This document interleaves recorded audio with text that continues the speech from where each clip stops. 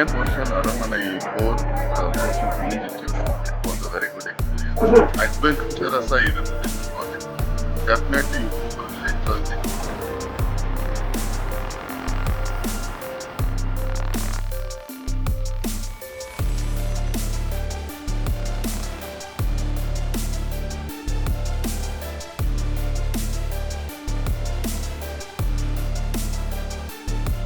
Sundar C இயக்கத்துல சமீபத்துல வெளியான அரண்மனை பார்ட் 4 மிகப்பெரிய வெற்றி படமா அமைஞ்சிருக்கு. ஆக்ட்ரஸ் தமன்னாவோட ஆக்டிங்கா பலருமே பாராட்டிட்டு வராங்க.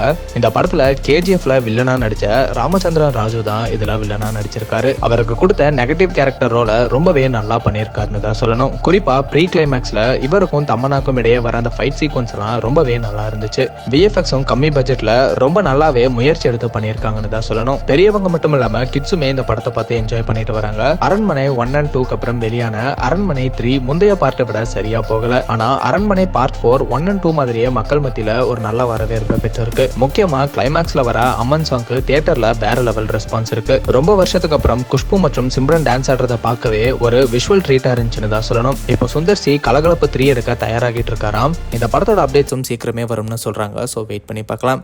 அரண்மனை பார்ட் 4 நீங்க பாத்துட்டீங்களா? உங்களுக்கு எந்த அளவுக்கு பிடிச்சிருந்துச்சு அப்படிங்கறத கமெண்ட்ல சொல்லுங்க. அண்ட் இந்த மாதிரி அப்டேட்ஸ்க்கு ட்ரெண்டாக்ஸ் சேனலை சப்ஸ்கிரைப் பண்ணுங்க.